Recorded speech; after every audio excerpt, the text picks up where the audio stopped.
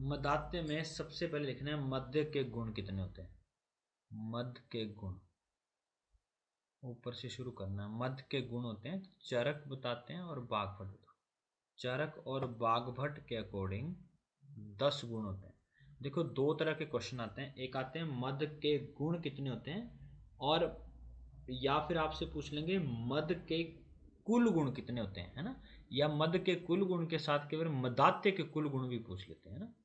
पर आपने लिखने हैं कुल गुण, मध्य के कुल गुण। एक मिनट रुकना, क्लियर ही कर लेते हैं इसको।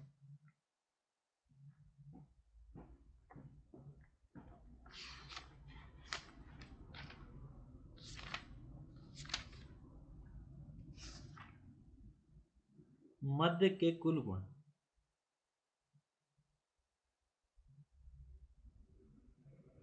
मध्य के होते, मदात्य के नहीं पूछेंगे, मध्य के कुल गुण। अगर आपसे सिर्फ गुण पूछते हैं तो 10 और कुल गुण पूछते हैं तब 14, लेकिन किसके, मध्य के, मदात्य के नहीं। नेक्स्ट लिखना है सुश्रुत के अकॉर्डिंग मध्य के गुण होते हैं 8। कौन कौन से नहीं होते हैं, अमल और लघु।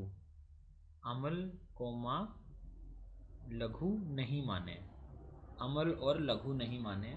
याद कैसे रखेंगे, सुश्रुत ने ओल नहीं माना है, ए एल, ए से अमल, एल से लघु, ओल नहीं माना है। मध्य की अवस्थाएं, मध्य की अवस्थाएं कितनी होती हैं, चरक सुश्रुत के अकॉर्डिंग 3 और माधव के अकॉर्डिंग 4। IMP जो मध्य की अवस्थाएं कितनी होती हैं, चरक सुश्रुत के अकॉर्डिंग 3 और माधव के अकॉर्डिंग 4। अगर कुछ क्वेश्चन होता है मद रोग, मद रोग जो है वो बाघभट और शारंगधर जो है इनके प्रकार बताते हैं 7। मद रोग होते हैं 7 प्रकार के। मदात्य, मद और मदात्य दोनों पढ़ेंगे है ना। मदात्य के चरक के अकॉर्डिंग प्रकार हैं 4, सुश्रुत के अकॉर्डिंग भी 4, और बाघभट, माधव और शारंगधर के अकॉर्डिंग होते हैं 7। मदात्य, बाघभट, माधव और शारंगधर के अकॉर्डिंग 7। दलहन बोलते हैं मध्य जो है शराब, मद रोग होता है जो, मद रोग अलग है, मध्य अलग है। मध्य शराब को बोलते हैं। मध्य जो है वो षड रस युक्त होता है, 6 रस होते हैं मध्य में दलहन के अकॉर्डिंग। इससे 6 रसों में 5 रस व्यक्त होते हैं, सॉरी 5 रस अव्यक्त होते हैं। 5 रसों का पता नहीं लगता और एक ही व्यक्त होता है, ये बताते हैं दलहन। मध्य में षड रस युक्त बताया है, जिसमें कि 5 जो है वो अव्यक्त है और एक ही रस व्यक्त होता है। श्लोक नंबर 3 में देखो, सोत्रामण्यम हुए थे, सोत्रामण्यम, सोत्रामण्य एक यज्ञ है जिसमें आहुति दी गई थी इस मध्य की, यहाँ प्रस्तुति करते हुए बताया। श्लोक नंबर 6, योनि संस्कार नाम माध्यम विशेष बहुधा भूतवा तो एक विधम सामान्य मद लक्षणा, ये मद रोग है ना। योनि संस्कार नाम आदि के विशेषता, मतलब नाम आदि के प्रकार से देखें तो ये बहुत प्रकार के हो सकते हैं, लेकिन मदात्य या मद उत्पन्न, मतलब नशा उत्पन्न करने के हिसाब से ये एक ही प्रकार का होता है, क्योंकि लक्षण इस सभी का नशा करवाना ही या उत्पन्न करना ही होता है। श्लोक नंबर 8, सुरा सेवन के लाभ बताते हुए कहते हैं, अश्विनानाम या महातेजो, अश्विनों के लिए जो महातेज स्वरूप है, बलम सारस्वतम चय, ये एक प्रकार का सरस्वती का बल है। सारस्वतम मतलब बोलने में उत्कृष्ट बल उत्पन्न करता है। वीर्य इंद्र, उपमाएं पूछ सकते हैं किसके लिए कहा है, इंद्र के वीर्य स्वरूप। सिद्ध सोम सोत्रामण्यम यच, सोत्रामण्य यज्ञ से सिद्ध किया हुआ जो सोम है उसे सुरा कहते हैं।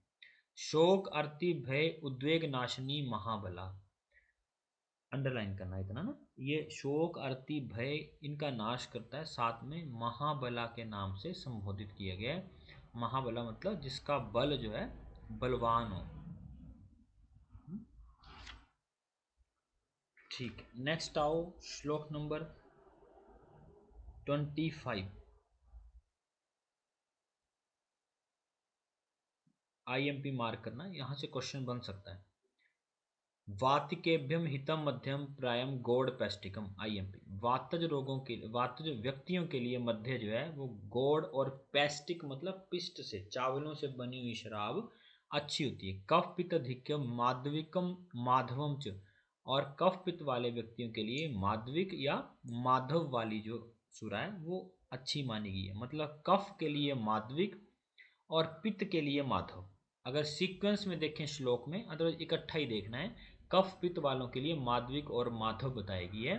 अगर आप सीक्वेंस देखें, पहले कफ लिखा है फिर पित्त लिखा है, तो कफ माधविक के लिए और पित्त माधव के लिए, अदरवाइज आपने इकट्ठा याद रखना है। नेक्स्ट श्लोक नंबर 26। बहुद्रवम बहुगुणम बहुकर्मम मदात्यम गुण दोषैश, तो इतना अंडरलाइन करो।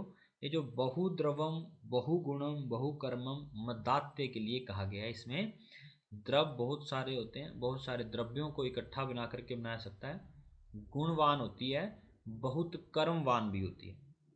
द्विविधम मात्र काले हितैर अन्यैर यथा बलम प्रहिष्टो च पिबेन मध्यम तस्यम स्याद अमृतम तथा। उपमा पूछी जा सकती है ये वाली।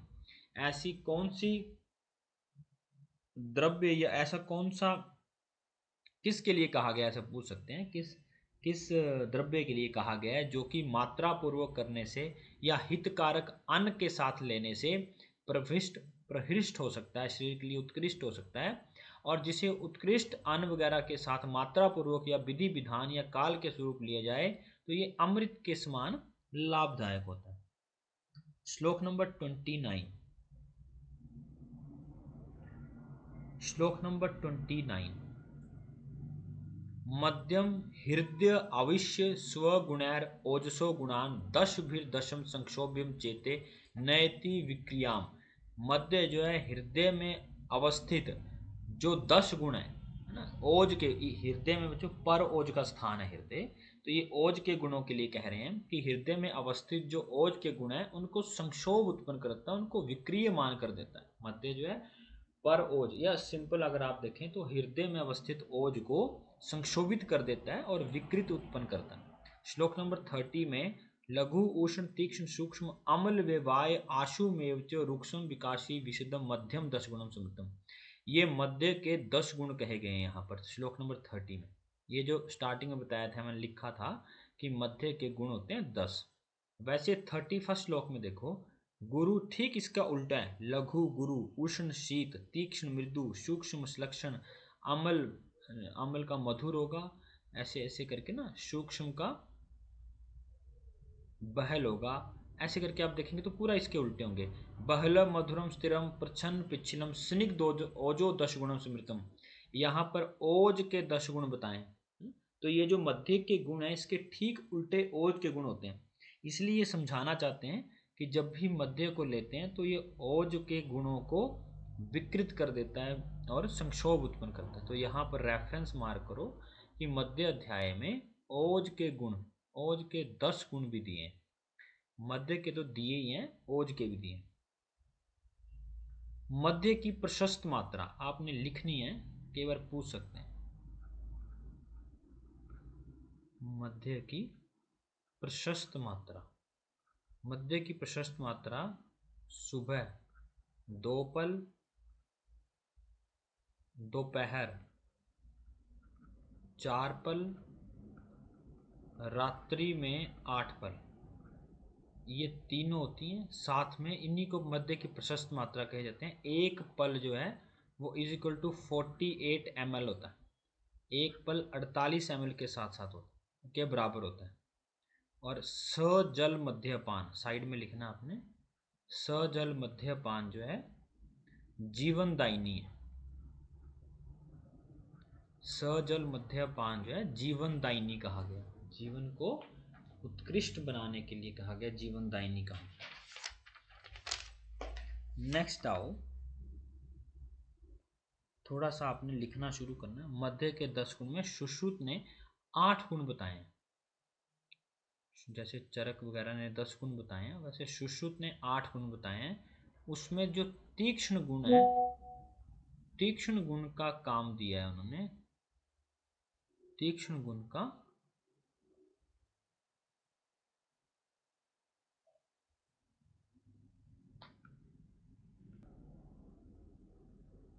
लिखना है।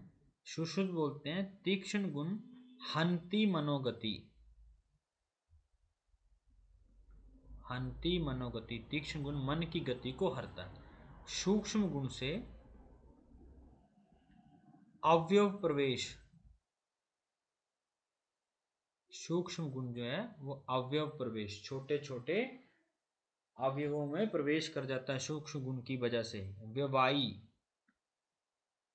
व्यवाई जो है वो हर्ष कारक है, हर्ष कारक। विकासी गुण विसर्प्यति,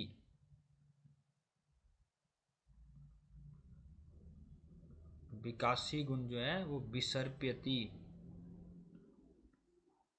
रुक्ष गुण जो है वायु कुपित करता है, वायु प्रकुप्यति। रुक्ष गुण वायु को कुपित करने में प्रधान, मतलब वायु कुपित करता है रुक्ष। ठीक है, श्लोक नंबर 35।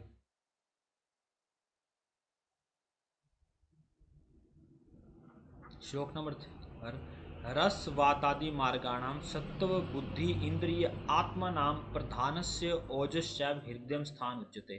कोई भी लाइन पूछी जा सकती है इन दोनों में।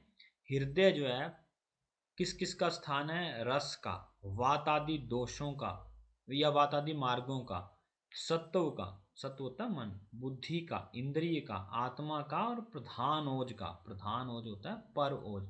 ये सबका स्थान जो है हृदय कहा गया। रेफरेंस भी पूछा जा सकता है। नेक्स्ट श्लोक नंबर 37।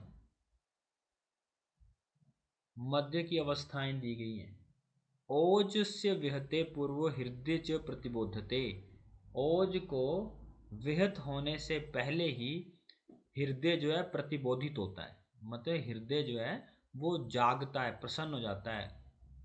प्रतिबोधित का मतलब होता है जागना। जब पहली अवस्था होती है तो पहली अवस्था में ओज विहित होने से पहले हृदय प्रबोधित होता है, मध्यम अवस्था में हल्का सा विहित होता है और तृतीय अवस्था में उत्तम विहित होता है, ज़्यादा विहित होता है ओज। ये बताई गई है तीन अवस्था। पहली अवस्था में ओज विहित नहीं होता है बल्कि हृदय प्रबोधित होता है, मध्यम में हल्का विहित होता है और उत्तम में ज़्यादा विहित होता है। श्लोक नंबर 38। नैव विघात जन्यत मध्यम पैस्टिक ओजस्य विकासी रुक्ष विशदा गुणस्त्रय ही न उल्लवण। जो पैस्टिक से बनी हुई मदिरा होती है वो ओज को विघात नहीं करती है, क्योंकि उसमें विकासी, रुक्ष और विशद तीनों गुण जो है उल्लवण नहीं होते। उल्लवण का मतलब है बड़े हुए नहीं होते। विकासी, रुक्ष, विशद गुण जो है तीनों गुण ज़्यादा अधिक मात्रा में नहीं होते हैं, इसलिए पैस्टिक से बनी हुई ओज कभी भी ओज का विघातक नहीं होती। चावलों से बनी हुई मदिरा पीना चाहिए, ये बोल रहे। श्लोक नंबर 40। स मद्य विभ्रमो नामना मद इत्यम देते। मद्य जो है विभ्रम उत्पन्न करता है, इसलिए इसे मद कहते हैं। मद्य जो है वो विभ्रम उत्पन्न करता है। विभ्रम का मतलब होता है कि वो भ्रमित या नशा उत्पन्न करता है, इसलिए इसे मद कहते हैं। मद्य के तीन प्रकार, प्रथम, द्वितीय और उत्तम। श्लोक नंबर 42-43। प्रथम मद्य के लक्षण प्रहर्षण, प्रीतिकन, पान अनुगुण दर्शक, वाद्य गीत प्रसहनान कथनान च प्रवर्तकम। जैसे कोई व्यक्ति मद्य का सेवन करता है तो खुश होता है, प्रीतिकर, पान अनुगुण दर्शक है ना, खाने पीने की चीज़ों को अनुभूति, खुश की अनुभूति प्राप्त करता है। वाद्य गीत प्रसहना, कथना होता है बोलना, च प्रवर्तकम थोड़ा बोलना शुरू कर देता है। न च बुद्धि स्मृति हरो, उसकी बुद्धि और स्मृति का ह्रास नहीं होता। विशेषु न च अक्षम, जो सामने कोई वस्तुएं हैं उन्हें ग्रहण करने में सामर्थ्य होता है। सुख निद्रा प्रबोधस्य प्रथम सुख दो मदम, ये सब अच्छी नींद लाना, ये प्रथम मद्य के लक्षण। द्वितीय मद्य श्लोक नंबर 44-45 देखना है। द्वितीय मद्य में जैसे याप्य व्याधि होती है ना, वैसे ही आपने याद रखना है। ये प्रथम मध्य में जैसे सुख साध्य व्याधि होती है वैसे वैसे लक्षण, और मध्यम में याप्य जैसे रोग होते हैं, कभी ठीक हुए नहीं हुए, ऐसे ऐसी लक्षण देखने को मिलते हैं। मुहुर स्मृति मुहुर्मुह, व्यक्त अव्यक्त च वाक, क्या बोल रहा है क्या नहीं बोल रहा है, कभी समझ आता है कभी नहीं। युक्त अयुक्त प्रलाप, कभी मतलब की बातें कभी कोई मतलब की नहीं। प्रचलय आनंद मेवचो, और इधर उधर चलना या इधर उधर हिलना डुलना ऐसा शुरू करता है। स्थान पान अनसंकाथ्य योजने सब विप्रिय, खाने पाने और वार्तालाप की चीजों में सब कुछ उलटफेर जो है, उलटफेर होना दिखना लगता है। माधव यहीं पर मध्यम अवस्था की लक्षण में कहते हैं बुद्धि लुम्प्यति, बुद्धि लुम्प्यति लक्षण, बुद्धि का लुम्प्यति मतलब हराश होना शुरू होता है, लोप होना शुरू होता है। श्लोक नंबर 46, मध्यम एवं उत्तर मत का संधि काल, न किंचित अशुभ कुर्यो नार्या रजस तामसा, राजस तामस दोनों ही गुणों से ये व्यक्ति जो है ऐसी अवस्था में पहुंचता है कि कोई भी अशुभ कार्य इसके लिए अशुभ नहीं है। न किंचित अशुभम कुरु नरा रजस्तमा, रजतम के आवृत होने से कोई भी अशुभ कार्य इसके लिए अशुभ नहीं होता। को मदम तादृश्यम विद्वान उन्मादिव दारुण IMP, इस अवस्था को विद्वान उन्मादी लक्षणों से जानते हैं। क्वेश्चन आ सकता है सामान्य ऐसा कि उन्माद जैसे लक्षण कौन सी अवस्था में मिलते हैं, तो ये मध्यम अवस्था और उत्तम अवस्था के बीच की संधि काल है। ये थोड़ा सा ध्यान देना है, ये एक्चुअल में मध्यम अवस्था नहीं है। अगर आपको ऑप्शन में मध्यम अवस्था और उत्तम अवस्था की बीच की अवस्था नहीं पूछते तो मध्यम में लगा देना, लेकिन अगर बीच की अवस्था का ऑप्शन होता है तो ध्यान देखना थोड़ा सा ना। बहुदोष इवा, बहुदोष इवाधव मतलब ऐसी बहु जैसे प्राण घातक अवस्थाओं में कोई नहीं पहुंचना चाहता।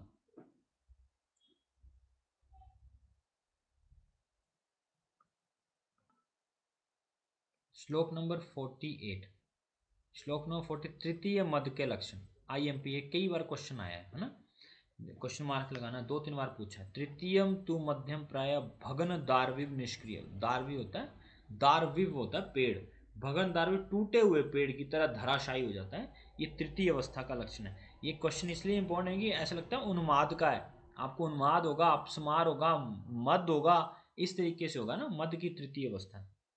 तीसरा कार्य अकार्य सुख दुख लोके हिता हितम, सदुष्यम सर्वभूतानाम निंदाश्च ग्राह्य, और सभी जगह इसकी निंदा के पात्र है। ये तृतीय अवस्था हमेशा निंदनीय होती है, त्याज्य होती है, अग्राह्य होती है। इसमें कार्य अकार्य दुख सुख का कोई पता नहीं लगता। नेक्स्ट श्लोक पे आ रहा हूँ, श्लोक नंबर 52। यहाँ पर ना इसमें मन की एकाग्रता का जिक्र हुआ है, रेफरेंस के लिए ही मार्क करना है।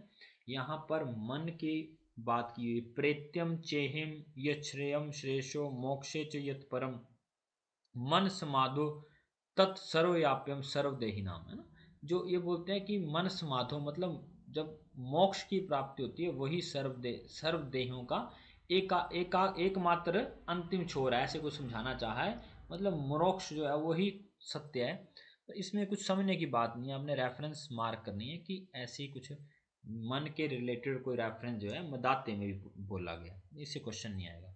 श्लोक नंबर 54 देखना है, 54, मध्य प्रसंगम तम च अज्ञम महादोषम महागदम, ऐसे मूर्ख अज्ञ मतलब मूर्ख व्यक्ति ही इसकी प्रशंसा करते हैं या मध्य को बड़ा ऐसे इसके चक्कर में पड़ते हैं, इसको सुखजनक समझते हैं। हालांकि ये महादोष उत्पन्न करने वाला, गद होती हैं व्याधियां, बहुत भयंकर रोग उत्पन्न करने वाला होता है।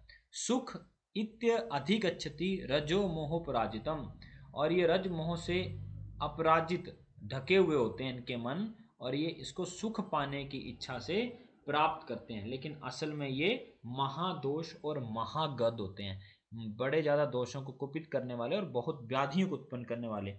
आपने महागदम महावेगम पढ़ा होगा, महागद महावेग, वेग जब लग गया तो रक्तपित्त हमेशा याद रख लेना। रक्तपित्त में आपने देखा होगा नेजल ब्लीडिंग कितनी फास्ट होती है। महागदम महावेग, महावेग से आपने रक्तपित्त याद रखना है। एपिस्टेक्सिस में देखना जैसे एकदम से ब्लीडिंग शुरू होती है, तो उस वेग से आपने इसको याद रख सकते हैं। रक्तपित्त के लिए बोला गया महागदम महावेगम, और महादोषम महागदम मदाते मद के लिए।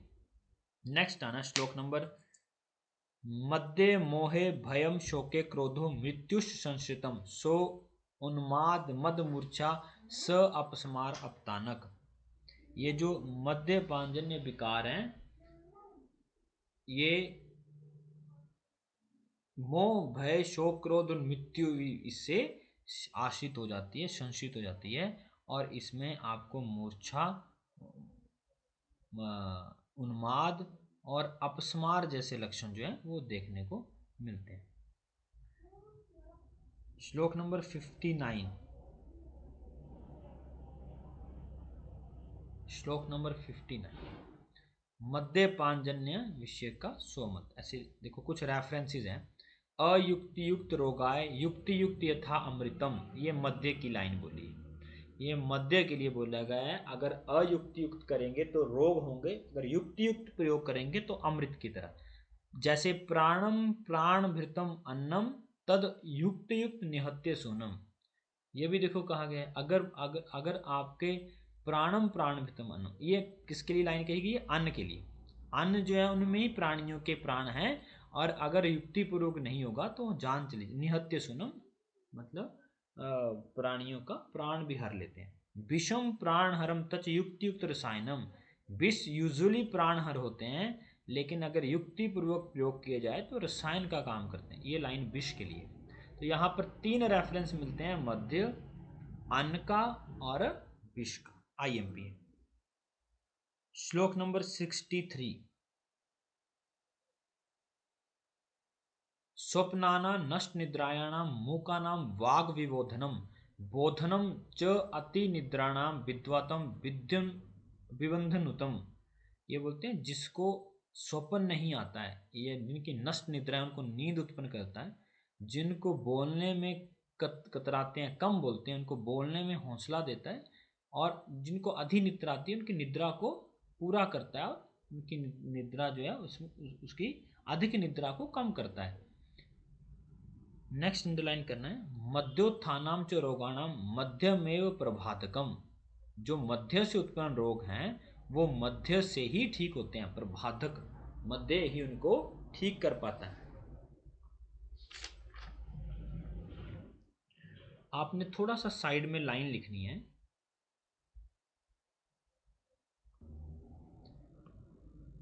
मध्य में हृदय ओज मन का वर्णन है। इसमें तीनों का रेफरेंस मिलता है।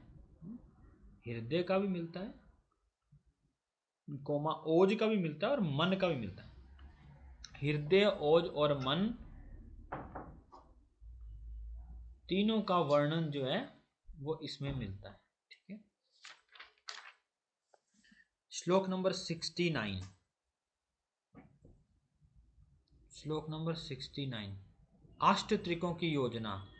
8 त्रिक, अन्न पान वय व्याधि बल काल त्रिकाणी षट, त्रीन दोषान त्रिविधम सत्य ज्ञात मध्यम विविध, है ना। आपने याद नहीं रखने हैं, ये अष्ट त्रिक हैं, 8 त्रिक हैं।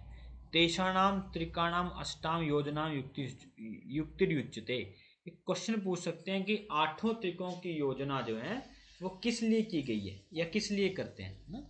ये 8 त्रिकों की युक्तम पिबेन मध्यम मध्य दोषान युज्यते, ताकि मध्य जो है उचित मात्रा में मध्य पान कर सकें, है ना। योजना युक्ति रुच्यते, आपसे क्वेश्चन पूछा जा सकता है एक तो कि 8 त्रिकों का वर्णन कहाँ किया गया या किस संदर्भ में आता है। 2 क्वेश्चन है। 8 त्रिकों का वर्णन मध्य अध्याय में किया गया या मध्य पान के लिए किया गया है। दूसरा, त्रिक कितने हैं? त्रिक 8 है।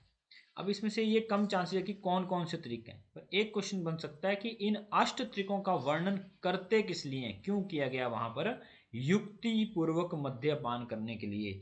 आप लिख लो, उचित मात्रा में मद्यपान करने के लिए अष्ट त्रिकों का वर्णन किया गया। उचित मात्रा में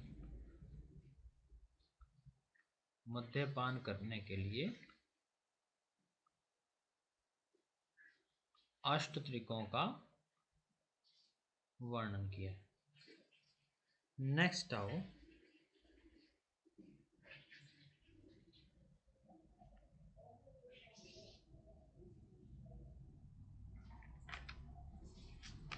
नेक्स्ट श्लोक नंबर 71।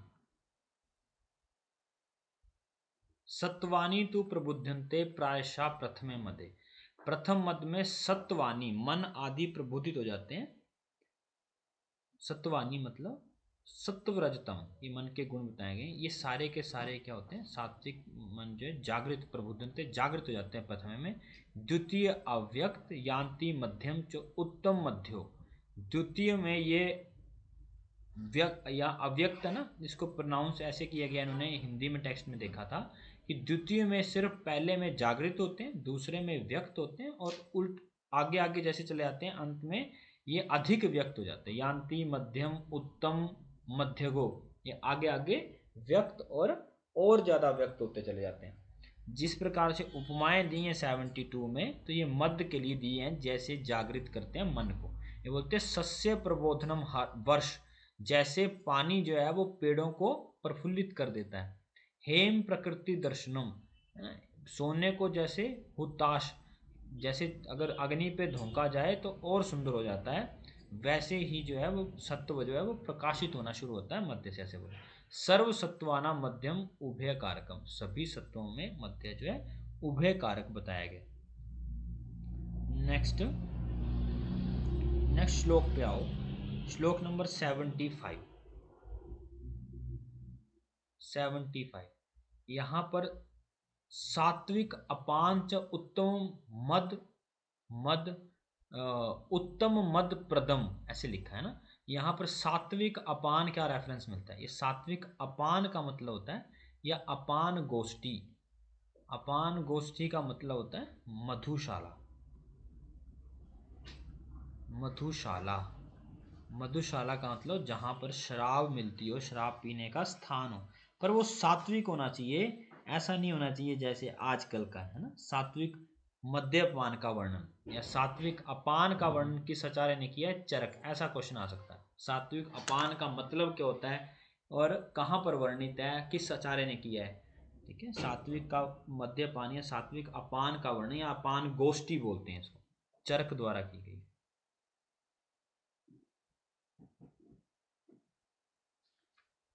सात्विक अपान इसलिए बोला गया है कि वो सुख प्रपादन होता है, सुमदम होता है, हर्ष प्रीति और वर्धनम होता है ना, टेंशन को कम करने वाला होता है, इसलिए रेफरेंस दिया।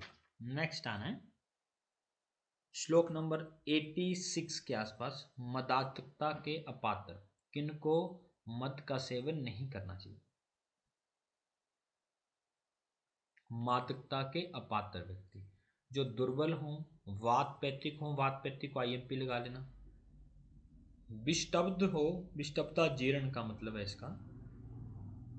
स्वल्पेनपि मध्यम शीघ्रम यान्ति मध्येन मानवा, जो थोड़ा सा पीने से ही शीघ्र नशे में चले जाएं, उनको नहीं पीना चाहिए।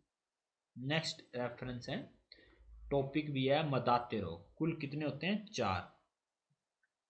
पहला है वातज मदात्य, हिक्का का स्वासिरकम पार्श्वशूल प्रजागर है, बहु प्रलापश, बड़ा ज्यादा बोलता है। पित्तज मदात्य का लक्षण देखो, पित्तज मदात्य का लक्षण मूर्छा अतिसार भ्रम। कफज मदात्य का लक्षण निदान देख लो थोड़ा सा, अव्यवाय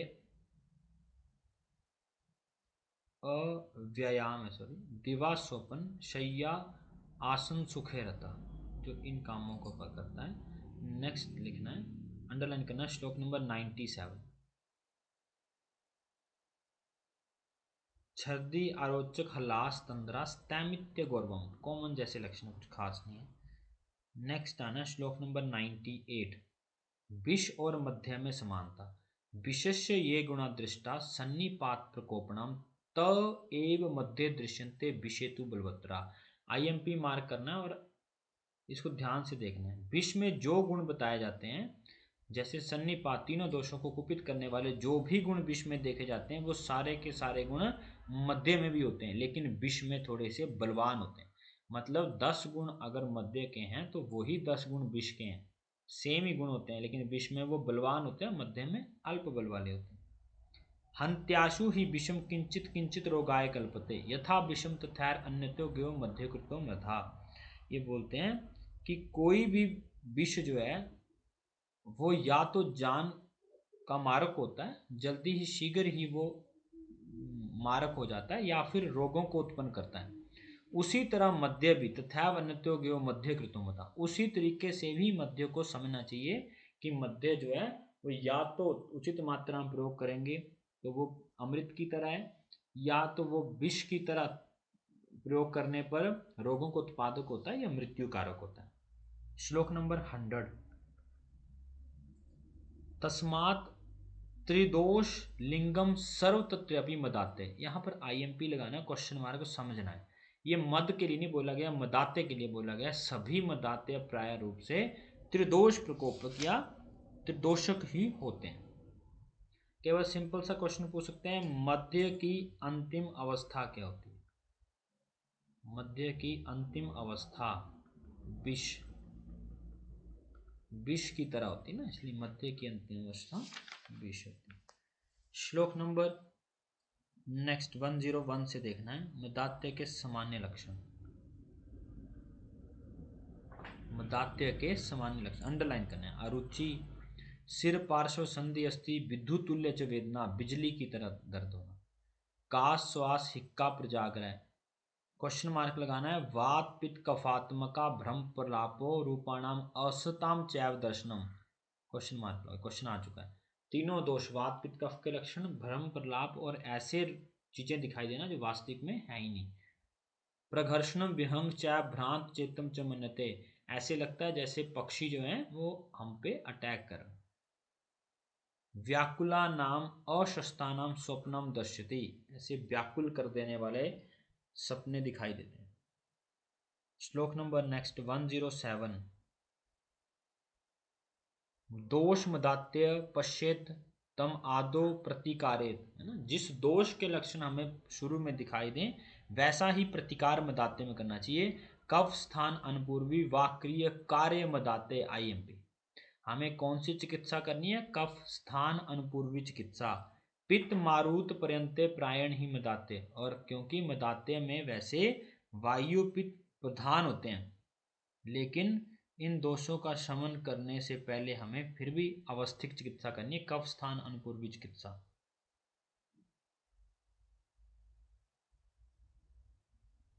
इन्होंने बोला है कि कफ स्थान अनुपूर्वी वा क्रिया कार्य बताते हैं। सबसे पहले हमें कफ स्थान अनुपूर्वी चिकित्सा करनी है।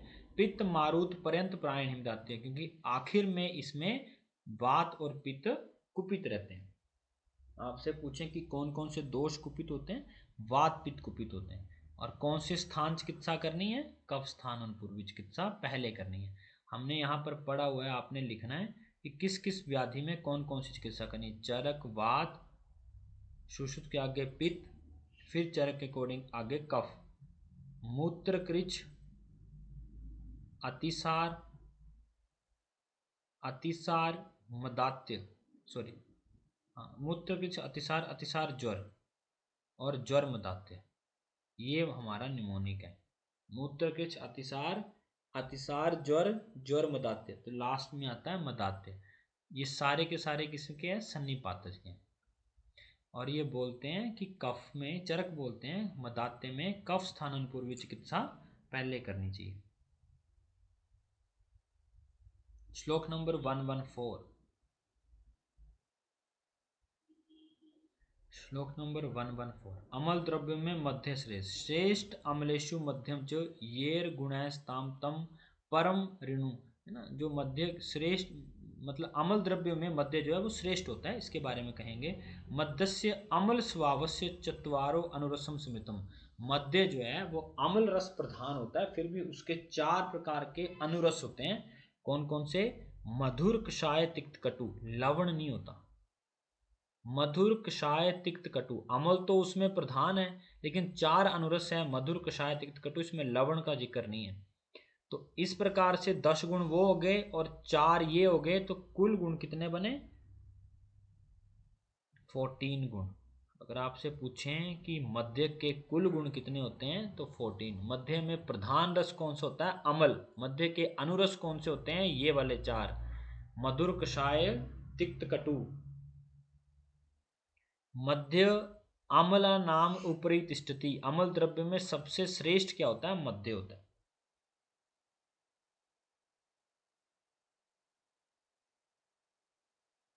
श्लोक नंबर 118, दोष विषंदनाथ ही तस्मै मध्यम विशेषता व्यवायी तीक्ष्ण उष्ण दे अमलेषु सत्स्वपि स्त्रोतस विबंधु अनुमध्यम मारुत अनुलोमिनम रोचन दीपन अग्नय अभ्यास सात्म्यमेव च। मदात्य में मध्य प्रयोग बताया गया है कि मध्य जो होता है वो दोषों के अभिषंद को ठीक करता है, विवाही तीक्ष्ण उष्ण होने से, और स्त्रोतों का विबंध को नाश करता है, मारुत का अनुलोमन करता है। इसलिए मदात्य में मध्य का प्रयोग करना चाहिए। कौन सी चिकित्सा हुई है? उभय विपरीत अर्थकारी चिकित्सा। उभय विपरीत अर्थकारी चिकित्सा आपने निदान में पढ़ा है। उभय विपरीत अर्थकारी चिकित्सा का एक एग्जाम्पल आई। नेक्स्ट आना है आपने श्लोक नंबर 148। श्लोक नंबर 148,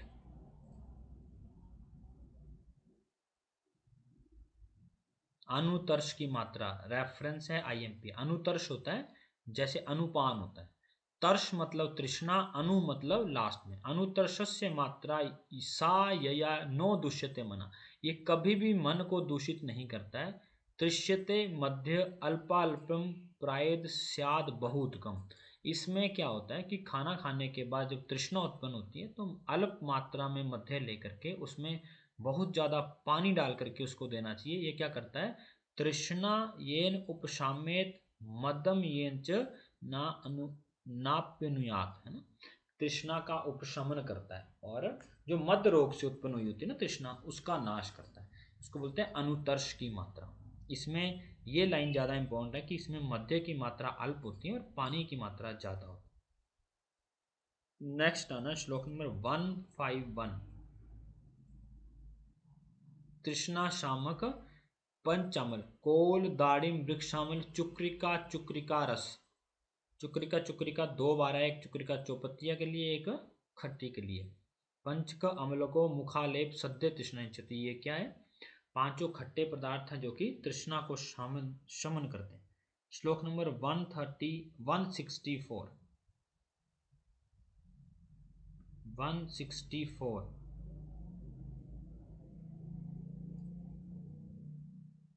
कफज मदात्य रोग में चिकित्सा सूत्र। उल्लेखनोपवासाभ्यम जयत कफज मदात्य।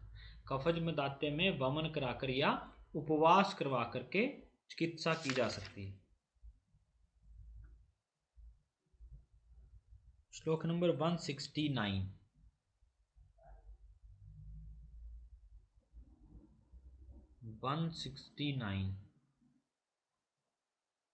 निराम कफ ज्वर में पथ्य शर्करा मधु जीर्ण अरिष्ट सिद्धू रुक्ष अवतर्पण यवानी नागरांतिमम, ये खिलाने को दे सकते हैं। श्लोक नंबर 177, एक ही योग है इसमें, बड़ा इंपॉर्टेंट है, कई बार पूछा क्वेश्चन। अष्टांग लवण, ऐसे लगता है कि इसमें 8 लवण होंगे, इसमें एक ही लवण है, संवर्चल अजाजी। अजाजी होता है जीरा, संवर्चन लवण है। अष्टांग लवण में लवण होता है एक, और वो भी कौन सा होता है? संवर्चल। संवर्चल लवण होता है, ठीक है। और यही मुख्य घटक है, यही मुख्य घटक है। उसके बाद रोग अधिकार इसका कफज मदात्य है।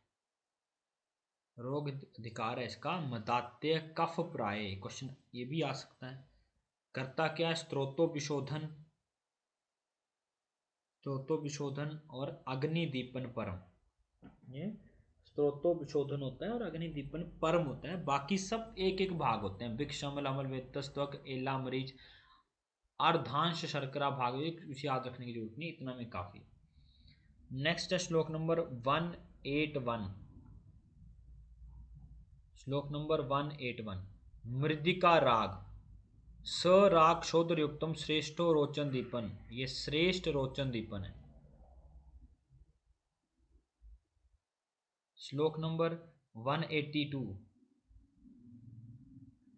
कार्वी अपी दीपन पाचन, है ना। कार्वी का जो राग है वो दीपन पाचन कहा गया है। श्लोक नंबर 189, सन्निपातज मदाते की चिकित्सा। सन्निपातज मदाते में यदिष्टम कर्म निर्दिष्टम पृथक दोषफलम प्रति सन्निपाते 10 विधि तद विकल्पम भीष्मविदम। इसमें आपने चिकित्सा तो क्या याद, इसमें पता बताया क्या गया है कि सन्निपात के जो विकल्प हैं वो 10 प्रकार के होते हैं। तो हो सकता है कि क्वेश्चन आ जाए कि सन्निपात मदाते कितने प्रकार के होते हैं, 10 प्रकार के। यहाँ इन्होंने बताना चाहे कि दोषों को अगर ऊपर नीचे पर तर के माध्यम से देखें, तर तम के माध्यम से, तो 10 प्रकार के हो जाते हैं। तो सन्निपात मदाते जो हैं वो 10 विध बताए यहाँ पर। ज्वर सन्निपात कितने होते हैं? ज्वर सन्निपात होते हैं 13 और मदात्य सन्निपात होते हैं 10। नेक्स्ट आना है श्लोक नंबर 191। श्लोक नंबर 191 यहाँ पर ना मदात्य में हर्षणी क्रिया क्वेश्चन आया था एक बार कि इसमें वनानी रमणीय सपद्यम सलिलाशय विष्यंत अन्नपानानी सह आशय परहर्षणा, सब कुछ परहर्षणीय क्रियाएं करवानी चाहिए मदात्य रोगियों को। और एक बड़ा अच्छा रेफरेंस मिलता है 194 में, कुर्याद मदात्यम तस्मात् चेष्टा विहाया हर्षणी क्रिया। यहाँ से क्वेश्चन आता है किस व्याधि में हमें हर्षणी क्रिया करनी चाहिए, किस व्याधि में हमें हर्षणी क्रिया करनी चाहिए। श्लोक नंबर 195, श्लोक नंबर 19, आभि क्रियाभि सिद्धाभि शमन याति मदात्यम न चेन मध्यविधम मुक्तवा क्षीरस्य प्रयोज्येत। जो भी चिकित्साएं बताई गई हैं, जितनी भी चिकित्साएं बताई गई हैं, उसमें सबसे पीछे जो भी चिकित्साएं मद को शांत करने के लिए, मदात्य को शांत करने के लिए बताई गई हैं, उनको अगर उनसे शांति ना मिलती हो, न शमम याति मदात्यम चैन मध्यम मुक्त्वा क्षीर से प्रयोज्यत, तो ऐसी अवस्था में हमें मध्य को छोड़ के क्षीर का प्रयोग करना चाहिए। क्षीर क्या करता है? लंघन पाचन दोष संशोधन शमनारपी। और इसकी उपमा देते हुए कहा है तस्य मध्य विदग्धस्य वात पित्त अधिकतस्य, मध्य जो है वो वात पित्त की अधिकता से विदग्ध उत्पन्न करता है। और ग्रीष्मोपतस्य तरोर यथा वर्षम तथा पय, जैसे कि गर्मियों से तपता हुआ कोई भी बालू है या सॉरी तर है, तर होता है वृक्ष है, उसमें जैसे वर्षा का जल डालने पर उसमें जीवन खिल जाता है, वैसे ही वात पित्त बढ़े हुए मदाते में दूध पीने से वो क्या होता है? लाभकारी होता है। उपमा दी हुई है मध्य में दूध पीने की, जैसे गर्मी से तर जो है, पेड़ जो है वो तप्त हो जाता है और वर्षा के जल से, वैसे ही पेय पीने से, दूध पीने से मदाते का रोगी खिल उठता है।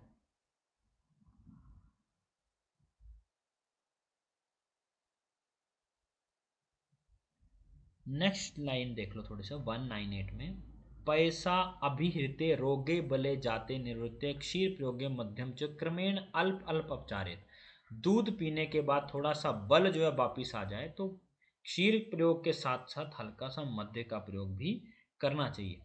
क्योंकि 199 में देखो, विच्छिन्न मध्यम सहसा यो अति मध्यम निषेवते ध्वंस को विक्षय रोगस्तय उपजायते।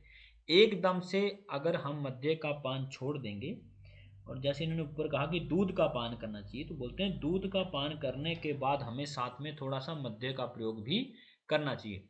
अगर एकदम से, अगर अचानक हम मद्य का पान छोड़ देंगे तो, और उसके बाद अचानक से मद्य का सेवन करेंगे, तो ध्वंसक और विक्षय जैसे रोग जो हैं वो उत्पन्न हो सकते हैं, जो कि ऐसी व्याधि हैं जिन्हें कि दुष्चिकित्सीय कहा गया है, बड़ी कठिनाई से ठीक होने वाली व्याधियां कहा गया।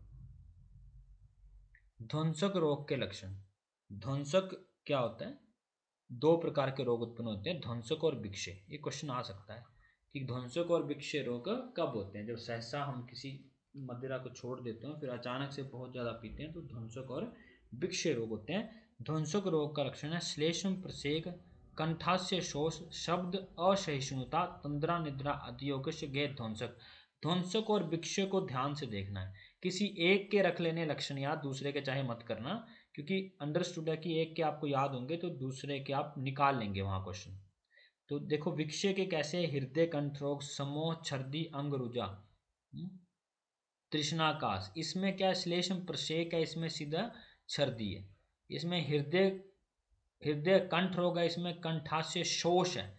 इसमें शब्द असहिष्णुता है, और इसमें शिरशूल एति विक्षय लक्षण है ना, ये विक्षय लक्षण में शिरशूल वगैरह है, इसमें शब्द असहिष्णुता है। थोड़ा सा डिफरेंस ये आपने देख लेना है। और दोनों रोग कैसे कैसे होते हैं, दुष्चिकित्सीय माने। श्लोक नंबर 203 इंपॉर्टेंट क्वेश्चन है। तयोर कर्म तदेत वेष्टम वातिके यन मदाते, इनकी चिकित्सा कैसी करनी चाहिए, जैसे वातिक मदाते की चिकित्सा करते हैं। हमने वातिक मदाते की चिकित्सा अंडरलाइन नहीं करी है, सिर्फ उसमें थोड़ा सा ज़रूरत नहीं है उसकी, क्योंकि उसमें थोड़ा सा ऐसे बताया हुआ है, कुछ खास चिकित्साएं नहीं है कैसी पिष्टिकियों का प्रयोग करना चाहिए, लेकिन वातिक मदाते की तरह ध्वंसक और विक्षय का चिकित्सा है। नेक्स्ट है श्लोक नंबर 208। श्लोक नंबर 208, यशस्य मदात्य यशस्य गुणयुक्ता महागुणा, किसके लिए, मध्य के लिए महागुणा कहा। महागुणा शब्द का प्रयोग किया गया मध्य के लिए।